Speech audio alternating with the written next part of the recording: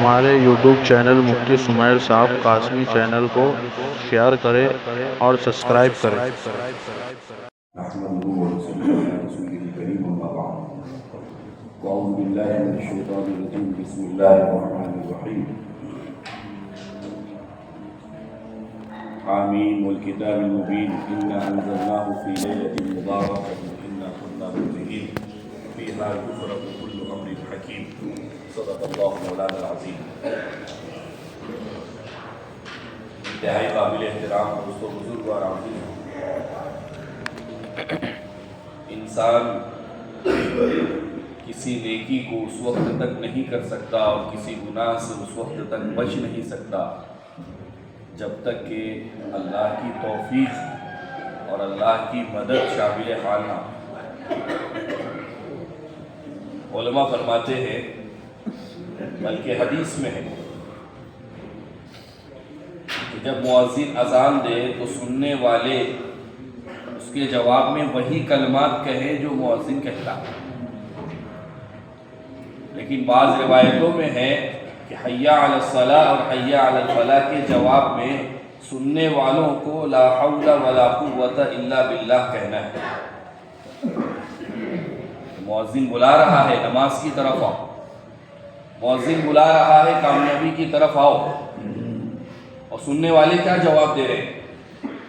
کہ سننے والے یہ جواب دے رہے ہیں کہ نیکی کے کرنے کی قدرت اور طاقت اور گناہوں سے بچنے کی جو استعداد اور طاقت ہے یہ اللہ رب العزت کی ہی جانب سے ہے۔ جو کچھ اللہ تعالیٰ نے ہمیں یہ موقع عطا فرمایا ہے کہ اللہ ہی کی طرف سے۔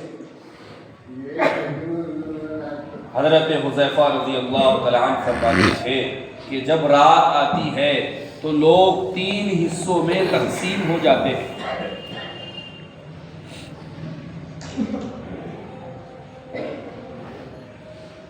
حضرت حذیفہ فرماتے تھے کہ رات آتی ہے تو لوگ 3 حصوں میں تقسیم ہو جاتے ہیں۔ بعض لوگوں کے لیے یہ رات نیکی کا انعام کا ذریعہ بنتی ہے۔ یہ وہ لوگ ہوتے ہیں جو رات کی اس تنہائی کو اللہ کی عبادت اور بندگی میں استعمال کرتے ہیں۔ دوسری قسم وہ ہوتی ہے جن کے لیے یہ رات وبال، خسران اور عذاب کا ذریعہ بن جاتی ہے۔ یہ وہ قسم ہے جو رات کو اللہ کی نافرمانی میں، معصیت میں، گناہوں میں استعمال کرتی ہے۔ اور تیسری قسم لوگوں کی وہ ہے جن کے لیے نہ کچھ گیا ہے نہ کچھ آیا ہے، یہ وہ ہیں جنہوں نے رات کو آرام میں استعمال کیا۔ کہ اگر انسان غور کرے تو پتہ چلے گا کہ ہر ایک کی رات ان 3 چیزوں میں سے کسی نہ کسی میں گزرتی ہے۔ وہ شخص قابل مبارکباد ہے اور وہ شخص اس قابل ہے کہ جس کی رات عبادت میں، بندگی میں اور اس طریقے پر گزری ہے جیسے اللہ پاک چاہتے ہیں۔ ایک رات کی عبادت کے ذریعے سے صرف یہ مقصود نہیں ہے کہ اس ایک رات کو آباد کر کے بقیہ ساری راتوں کو آدمی انسان ویران کر دے۔ ہماری اپنی شریعت کا مزاج یہ ہے کہ عبادت چاہے تھوڑی کیوں نہ ہو لیکن استقامت اور پابندی کے ساتھ۔ آپ صلی اللہ علیہ وسلم نے فرمایا خیر العمل ما دیم علیہ، اللہ کے یہاں وہ عمل انتہائی محبوب ہے، اللہ کے یہاں پسندیدہ ہے، بہترین ہے جس پر مداومت اور استقامت ہو۔ عمل تھوڑا ہو لیکن استقامت کے ساتھ ہو۔ صرف عشاء اور فجر کی نماز جماعت کے ساتھ پڑھی جائے لیکن استقامت سے پورے سال پڑھی جائے، یہ اس سے 1000 گنا بہتر ہے کہ ایک پوری رات کو جاگ لیا جائے لیکن ان 2 نمازوں کا اہتمام نہ ہو۔ اس لیے کہ علماء فرماتے ہیں فرض کا درجہ سارے نوافل سے بڑا ہوا ہے، بلکہ نوافل کی قبولیت فرائض پر موقوف ہے۔ نوافل کی قبولیت کہا کہ یہ فرائض کے ساتھ جڑی ہوئی ہے کہ عشاء کی نماز جماعت کے ساتھ اور فجر کی نماز جماعت کے ساتھ آپ صلی اللہ علیہ وسلم نے فرمایا یہ شخص ایسا ہے فَكَأَنَّمَا قَامَ كُلَّ اللَّيْلَ کہ یہ اس نے پوری رات عبادت میں گزاری ہے، یہ پوری رات کی عبادت کا ثواب ہے۔ اس لیے اس بات کی بھی نیت ہونی چاہیے کہ جیسے ہم نے آج کے اس دن میں عشاء اور فجر کی جماعت کا اہتمام کیا ہے، یہ مطالبہ اللہ رب العزت کی جانب سے پورے سال کی عشاء اور فجر کے لیے ہے۔ اس کو جماعت کے ساتھ اہتمام کے ساتھ ادا کیا ہے کہ عمل تھوڑا ہو لیکن استقامت اور پابندی کے ساتھ ہو، بہت زیادہ عمل ہو اور ایک مرتبہ کر کے چھوڑ دیا جائے، ایسا نہیں۔ اور میرے دوستو عزیزو، جن عملوں کا اہتمام آج کی رات میں ہوا ہے، اللہ رب العزت سے اس کو بھی مانگنا چاہیے کہ کسی نہ کسی درجے میں روزانہ کے اعتبار سے ہم نے آج نفلوں کا اہتمام کیا، نوافل کا اہتمام کچھ نہ کچھ روزانہ ہو، تلاوت کا اہتمام کیا، تلاوت کا اہتمام روزانہ کے اعتبار سے ہو، اور جیسے ان سارے عملوں کا کچھ نہ کچھ حصہ ہم نے گھر میں ادا کیا ہے، اس کا اہتمام پورے سال کے اعتبار سے ہو کہ عبادات کا کچھ نہ کچھ حصہ گھروں میں بھی ادا کیا جائے۔ آپ صلی اللہ علیہ وسلم نے فرمایا لا تتخذوا بیوتکم مقابرا، تم اپنے گھروں کو قبرستان مت بناؤ۔ علماء فرماتے ہیں گھر کیسے قبرستان بنے گا؟ فرمایا وہ گھر جس میں اللہ کی عبادت اور بندگی نہ ہو، یہ زندوں کے ہوتے ہوئے بھی قبرستان میں شمار کیا جاتا ہے۔ اس لیے سنتوں کے بارے میں، نوافل کے بارے میں یہ بات کہی جاتی ہے کہ اس کو گھروں میں ادا کرنے کا اہتمام کیا جانا چاہیے تاکہ گھروں میں بھی ان سارے عملوں کی خیر و برکت رہے۔ ہمارے بعض احباب یہ عذر کرتے ہیں گھر چھوٹا ہے، گھر تنگ ہے، اس کے لیے یکسوئی نہیں ہے۔ آپ علماء سے معلوم کرو حضور پاک صلی اللہ علیہ وسلم کا حجرہ اور آپ کا کمرہ اور آپ کا گھر کتنا مختصر تھا۔ حضرت عائشہ رضی اللہ تعالیٰ عنہ فرماتی ہیں آپ صلی اللہ علیہ وسلم تہجد میں مشغول ہوتے تھے، حضور سجدہ کرنے کے لیے جاتے تھے تو میرے پیر کو دباتے تھے، میں سوئی ہوئی ہوتی تھی، میں اپنے پیروں کو سکیڑ لیتی تھی تو اللہ کے نبی صلی اللہ علیہ وسلم سجدہ فرمایا کرتے تھے۔ آج ہم میں سے کوئی ایسا نہیں ہے جس کا مکان اتنا مختصر ہو۔ حضور پاک صلی اللہ علیہ وسلم اتنے چھوٹے مکان کے ہونے کے باوجود بھی اپنے گھر میں آپ علیہ السلام کا پوری زندگی کا معمول یہ رہا ہے کہ آپ رات کا کچھ حصہ اللہ کے سامنے عبادت اور بندگی میں اپنے گھر میں گزارا کرتے ہیں۔ خود حضرت عائشہ رضی اللہ تعالیٰ عنہ فرماتی ہے کہ آپ صلی اللہ علیہ وسلم کے تہجد کے سجدوں کے لمبا ہونے کی وجہ سے بعض مرتبہ مجھ کو یہ خیال آنے لگتا کہ کہیں آپ صلی اللہ علیہ وسلم کی روح تو نہیں پرواز کرتی۔ ہم بھی اس بات کی کوشش کریں، ہم بھی اس بات کی فکر کریں کہ کتنا تلاوت کا اور ان نمازوں کا اہتمام گھر کے اعتبار سے۔ آپ صحابہ کے حالات واقعات اٹھا کر کے دیکھو، اپنے گھروں میں قرآن کے پڑھنے کی وجہ سے اللہ کی رحمت کے فرشتوں کو اترتا ہوا صحابہ دیکھتے تھے۔ صحابی نے آ کر کے حضور پاک صلی اللہ علیہ وسلم سے کہا کہ اللہ کے نبی، میں اپنے اونٹوں کے باڑوں میں تلاوت کر رہا تھا، اچانک میری اونٹنی بھدکنے لگی، میرا بچہ قریب میں تھا، مجھے خطرہ ہوا کہ یہ اونٹنی اس پر پیر نہ رکھ دے، اس کی جان نہ نکل جائے، اس لیے میں نے قرآن کی تلاوت کو، آواز کو آہستہ کر دیا، ہلکا کر دیا۔ پھر تھوڑی دیر کے بعد میں نے آواز تیز کی تو وہ اونٹنی پھر بھدکنے لگی۔ فرمایا اللہ کے نبی صبح صادق تک یہ معاملہ چلتا رہا۔ آپ صلی اللہ علیہ وسلم ان کی بات سنتے رہے اور آپ نے فرمایا کہ تم قرآن اسید پڑھتے رہتے، تم قرآن پڑھتے رہتے، تمہارے قرآن کو سننے کے لیے آسمان سے جو فرشتے اتر رہے تھے ان کو دیکھ کر کے تمہاری گھوڑی بھی رکھ رہے۔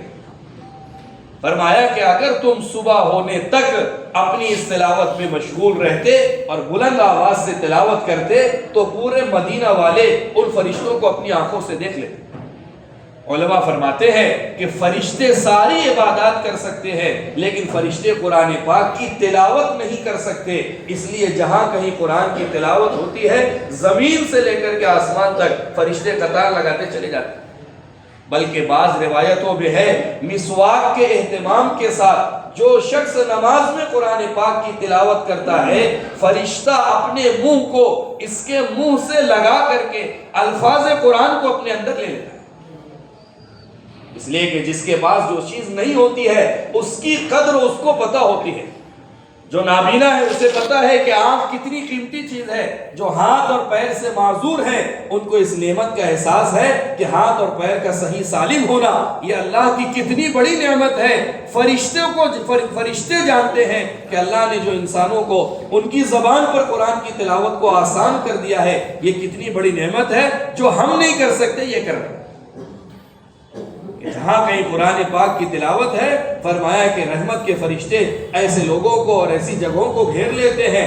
ہم اگر یہ چاہتے ہیں کہ ہمارے گھر رحمت کے فرشتے آئیں، ہم اگر یہ چاہتے ہیں کہ سکینہ ہمارے اپنے گھروں میں نازل ہو، ہم اگر چاہتے ہیں کہ اللہ کی رحمت گھروں کی طرف متوجہ ہو، تو یہ اعمال ہیں جو اللہ کے فرشتوں کو گھروں کی طرف متوجہ کرنے والے ہیں۔ اس لیے یہ نیت اور کوشش بھی ہونا چاہیے کہ کچھ نہ کچھ حصہ، کچھ نہ کچھ وقت روزانہ کے اعتبار سے اپنے گھروں کے اندر بھی ان عملوں کا اہتمام ہو جن اعمال کا اہتمام ہم نے گزشتہ رات میں اور گزری ہوئی رات میں ہم نے کیا ہے۔ اسی کے ساتھ ساتھ میرے عزیز و بزرگوں یہ مبارک مہینہ، یہ قیمتی مہینہ، اب اس کے بعد آنے والا مہینہ وہ بھی انتہائی مبارک اور قیمتی ہے، اور کچھ ہی ایام باقی ہیں۔ حضور پاک صلی اللہ علیہ وسلم 2 مہینہ پہلے سے ہی اس ماہ مبارک تک پہنچنے کے لیے دعاؤں کا اہتمام فرماتے تھے۔ ہماری تعلیم کے لیے کہ ہمیں بھی کتنا اہتمام کرنا چاہیے، حالانکہ حضور پاک صلی اللہ علیہ وسلم کی عبادات پورے سال ایسی ہوتی تھی کہ ہم تو رمضان میں بھی اتنا نہیں کر پائیں گے جتنا حضور عام دنوں میں کیا کرتے ہیں۔ حضرت عائشہ کہہ رہی ہے کہ اللہ کے نبی یہ آپ کے پیر سوج گیا ہے، بلکہ بعض روایتوں میں ہے کہ یہ پھٹنے کے قریب ہو گیا ہے۔ آپ اتنا لمبا قیام کرتے ہیں، آپ اتنا اپنے آپ کو تھکاتے ہیں۔ فرمایا حضور پاک صلی اللہ علیہ وسلم اللہ تو آپ سے کہہ رہے ہیں یغفر لک اللہ ما تقدم من ذنبک وما تاخر، اگر بالفرض آپ سے کوئی بھول چوک ہو بھی جائے تو اللہ نے اس کو بھی معاف کر دیا ہے، پھر آپ اپنے آپ کو اتنا تھکاتے ہیں۔ فرمایا عائشہ افلا اکون عبدا شکورا، کیا میں اپنے اللہ کا شکر گزار بندہ نہ بنوں؟ یہ تلاوت کا اہتمام پورے سال حضور پاک صلی اللہ علیہ وسلم کا، صحابی فرماتے ہیں کہ میں نے اللہ کے نبی صلی اللہ علیہ وسلم کے پیچھے حضور تلاوت میں مشغول تھے، میں نے نیت باندھ لی کہ آپ کے پیچھے نماز پڑھوں۔ آپ نے سورہ بقرہ شروع کی، میں سمجھ رہا تھا 100 آیت پر آپ رکوع کر دیں گے، 100 آیت مکمل ہو گئی، آپ آگے بڑھ گئے۔ میں نے سمجھا کہ سورت کے ختم پر رکوع کریں گے، سورت ختم ہو گئی، حضور نے اللہم لک الحمد کہا، سورہ آل عمران شروع کر دی۔ مجھے خیال ہوا کہ اس سورت کے ختم پر تو آپ سجدہ کر ہی دیں گے، یہ سورت بھی مکمل ہو گئی۔ آپ نے اللہم لک الحمد کہا، سورہ مائدہ شروع کر دی، 6.25 پارے علماء فرماتے ہیں آپ صلی اللہ علیہ وسلم نے 1 رکعت کے اندر تلاوت کیے ہیں، اور علماء نے لکھا ہے کہ حضور کا تلاوت کرنا ایسے ہوتا تھا کہ اگر سننے والا ایک ایک حرف کو شمار کرنا چاہے تو شمار کر لے، ایک ایک حرف کو گننا چاہے تو گن لے۔ ایسی تجوید اور ترتیل کی رعایت کے ساتھ اور ایسا آہستہ پڑھنا ہوتا تھا حضور پاک صلی اللہ علیہ وسلم کا، معانی اور مفہوم کے تدبر کے ساتھ، کہ ایسے حضور پاک صلی اللہ علیہ وسلم قرآن پاک کی تلاوت، صحابی کہتے ہیں کہ میں آپ کے ساتھ پڑھنے کی ہمت نہیں کر سکا اور میں نے اپنی نماز مکمل کر کے سلام پھر دیا۔ میرا مذاق کا معمول نہیں ہے، یہ پورے سال کا معمول ہے حضور پاک صلی اللہ علیہ وسلم کا۔ ہمیں اس بات کی کوشش کرنا ہے کہ کم سے کم آنے والا جو مہینہ ہے اس کا استقبال یہ ہے، اس کا اکرام یہ ہے کہ ہم اس کے آنے سے پہلے اپنا ایک نظام الاوقات بنائیں، اپنے اوقات کو ایک متعین کریں، اس لیے کہ بغیر کسی نظام الاوقات کے آدمی اپنے وقت کو صحیح استعمال نہیں کر سکتا ہے۔ حضرت حکیم الامت مولانا محمد اشرف علی صاحب تھانوی رحمۃ اللہ علیہ 1100 سے زیادہ کتابوں کی تصنیف و تالیف حضرت نے کی ہے اپنی زندگی میں. کسی نے حضرت سے پوچھا تو کہا کہ میرے ان سارے کاموں کا آسان ہونا اس کی بنیادی وجہ نظام الاوقات کا مرتب ہونا ہے. کہ ایک نظام الاوقات ہے کہ اس وقت میں یہ کرنا ہے، ہر چیز کا وقت طے ہے. ہماری اپنی شریعت نے نمازوں کے اوقات کی تعیین کے ذریعے سے اس بات کی طرف متوجہ کیا ہے کہ زندگی کو نظام الاوقات کے ساتھ مرتب کرنا ہے، ورنہ بے ترتیبی کے ساتھ 24 گھنٹہ بھی انسان کا غفلت میں کہاں گزر جائے پتہ نہیں چلے. یہی وقت متعین ہو، پہلے سے پورا نظام بنایا جائے کہ کب کس وقت میں کیا عمل کرنا ہے اور کب کس وقت میں کس عمل کا اہتمام کرنا ہے. تو آپ دیکھو گے یہی 24 گھنٹہ ہے، اس میں کوئی کمی بیشی نہیں، لیکن وہ سارے اعمال ہو جائیں گے جو آپ کرنا چاہتے ہیں اور کرنے والوں نے کیا ہے.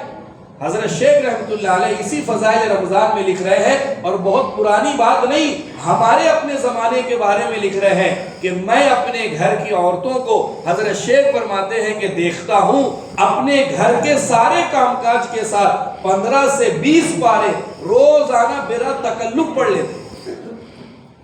سارے گھر کے کام کاج کے ساتھ اتنی تلاوت روزانہ کے اعتبار سے رمضان المبارک میں ہو رہی ہے، یہ صرف نظام الاوقات کے مرتب ہونے کی وجہ سے.